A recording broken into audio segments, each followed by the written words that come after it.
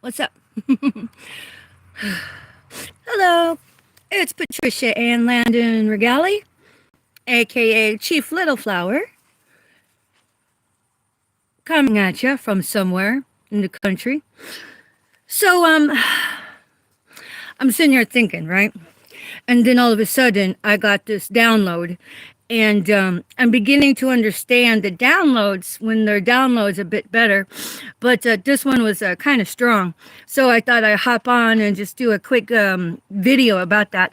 So, whenever you consider do you guys remember your own adventure books?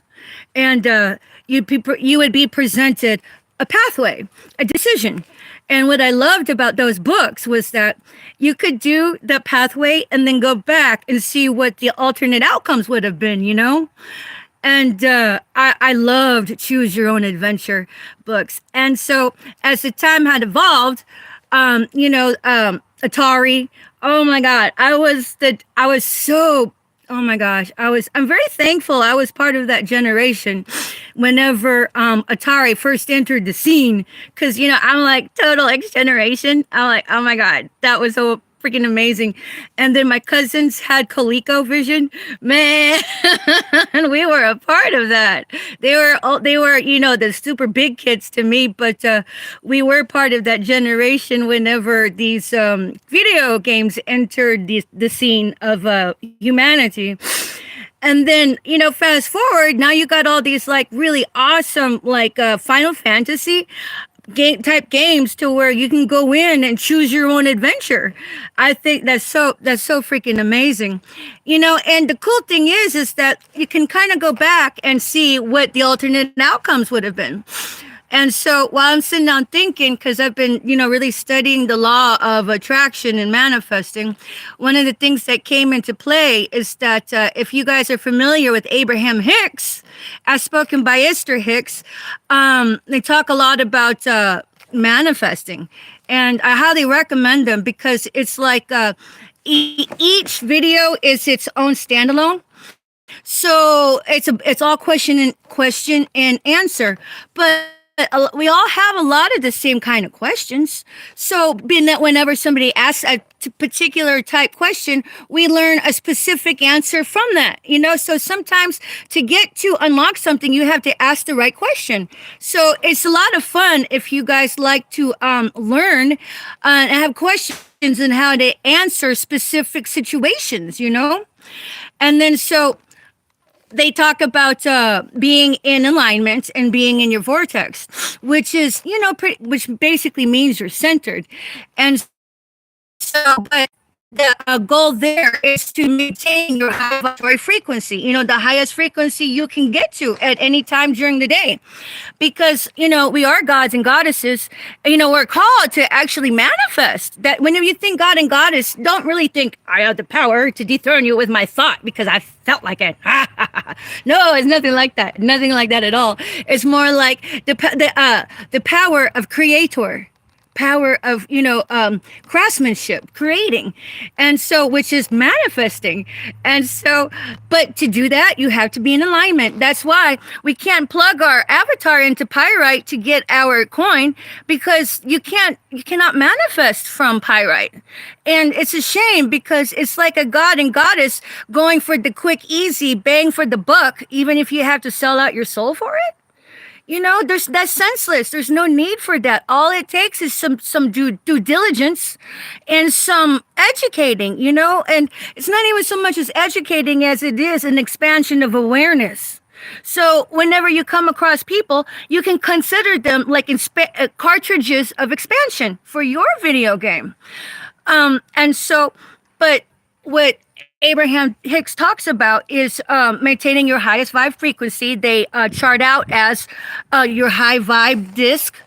And so, the thing about creating is that it's all interdependent on your frequency, which is in direct correlation to your feelings. And so if you're bumming out because of X, Y, and Z, even though it was merited, the only thing that you heard is you shoot yourself in the foot because you chose. to stay in that frequency. It's not that we can stay on one frequency the entire time. It's that when we get an alignment out of balance, we, gravitate towards that high vibe frequency. And then so, but it was like door A, door B, out A, out B, and that's all interrelated to your frequency. So it was like I just realized, I'm like, oh my God, if I'm mad, angry, and pissed off the whole time, I was handing it to you when you didn't deserve it. But if I maintain a high vibe frequency throughout that, I get door A with the super happy outcome. And so I'm like, okay, choosing to stay on a high vibratory frequency the entire time, that our or permanent, everlasting choice of direction is the frequency we choose to hibernate at, to hang out at. So if you're pissed off most of the time, you're ending up in door B by default. You plug your avatar to there. So I'm like, it's that simple. You can unwanted outcomes simply by choosing what feeling that you decide to entertain at all times. Because it's like manifesting says, oh, you looked at that? You looked at that? Oh, have some more of that. Even if it was, even if it was unmerited, just because you looked at it, yeah, there you go. You shot yourself in the foot. And so the dance, the art is to, it's not to not acknowledge it's there. Because you have to still be engaged in your environment, but it's to say that whenever you see your periphery, don't focus on it. And that's what I've been doing the whole time, instead of being like mad and pissed off at something, I'm like, I can't be mad and pissed off about it because the universe is going to say, here, have some more of that. So it's been a catch-22 the entire time. But, whenever I was in Houston, I made it a point to learn how to manifest because as I saw it, that was the only way that I had a chance of getting out of all of this freaking gang stalking. Plus, I always renew my mind. I always go to the Bible for my answers. And so, it's not like I'm 100% of it at the time, but as the adage says, prayer is the refuge of the desperate. And I'm like, yeah, we usually don't go hard on to prayer until we're hard up against a brick and a hard wall, So that's where that's what I did. So at the beginning of it, whenever I was really praying on it, at the beginning of this round back in, December 2020, during whenever this all went went hardcore into my life. And so I went to the Bible, and what I learned was gang stalking was not it's an ancient program. Okay, it's ancient program. And as far as probably further than biblical times, because the notion is Job was freaking gang stalked.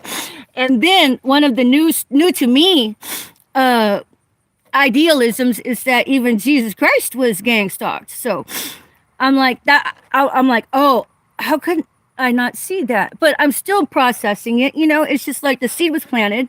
But so if gang stalking is a spiritual battle, of course, a physical one as well. Because have you ever seen a hive mind? That's fucking weird shit, man. I'm like, okay, there's the spiritual part or whatever part. I see that because they use that to tool against you too. Like, you're going, oh, no. I see what's going on here. I know how to observe the data in my environment. But so again, spiritual, okay? Or maybe otherwise, whatever. Not the baseline of the normalcy of this 3D just being 3D to the components that we all have been socialized to accept as no more nor less. Like humans, only humans exist throughout the entire line of what is socially accepted as normalcy, no matter how detached from reality it might be, but whatever. So, but it goes down to your feelings on a day-to-day, minute-to-minute, moment-to-moment basis. So it's not to say that you don't see the contrast, you don't see the aberrancies. It's just to say that you're going to look, you acknowledge it act accordingly, and choose to focus your baseline elsewhere. It's kind of like our idling state. Where do you idle at? Because if you idle at in low vibes, that's exactly what you're going to, magnetize yourself with and bring into the equation. So, while I was sitting there, as what I realized, I'm just all like, it's, door A or door B, and door A and door B is directly connected to whatever vibratory frequency you idle at overall on the general, peak of your point of attraction.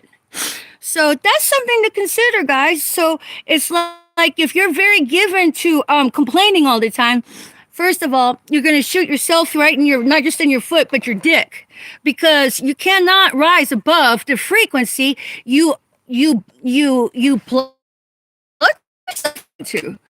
So if you can't rise above that and you're really working it hard to get ahead in life, maybe even doing things upright, again, you're hobbling yourself. And then so, it's just to say we need to reprogram our baselines. It's not to say that we're all jacked up. It's just to say, hey, if you're not seeing the outcomes you want, you may want to reconsider what is your general overall thought frame. Is it, it all goes down to frequencies. So I'm like, you have to reprogram the way you think, the way you feel. And that's just a whole new world for a lot of us. But whenever I began to try to problem solve what I could do to get out of this gang stalking, when I learned that it was a biblical principle as well, it's not so much as a principle as a fact. It's been in existence that long. And then so when I figured that out, I was able to strike a direction in how I was going to move forward so I could free myself, because you can't just report it. And if you just can't report it, what do you do? Me, I turn to the Bible. I turn to that Bible hard. And of course, supplemented with other speakers on YouTube that actually helped to plant healthy seeds, that was there to help level up society, not take from it, not hobble it down, because you have your Smith agents, your Matrix agents that are there deliberately to hobble your joy. Because when it says that joy is a spiritual battle, that's the gold mine right there, babies. You need to hold on to your joy at all costs, because it is from joy that we get the favorable outcomes. It is from joy that we're able to see the solutions to problems more readily. And it is through joy that keeps us moving forward on a positive trajectory. And then you have all of these suicide bombers, that, man, they live on low vibes. They don't have any sense of high vibes. And they'll hobble you sideways, nine ways from Sunday. Never mind how it's hurting them in the end. Just to keep the crabs in the buckets, the other fucking crabs there in the goddamn bucket. I'm like, that's why some of this evil smells like mold, rusty, freaking decay of crustaceans, because they are the crabs in the buckets just trying to keep you crab in the bucket. So it's like, if you can see the game, that's the game right there. That's the game. The game no longer has any control over you. The game is now null and void. Because, if this is if this is, a part of a simulation, then the answer is easy. Don't let the stupid crab in the buckets fucking take away your joy, And then if you know the game, don't let the sellouts take away your joy.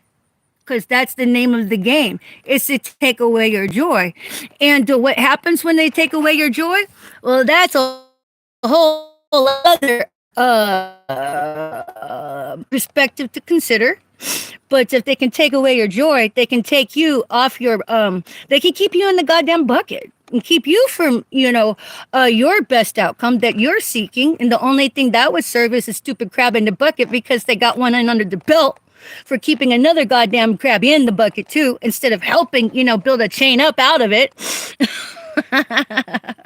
But it all goes down to vibratory frequencies, our moods, our elevations, what we choose to focus on, what we choose to not engage with.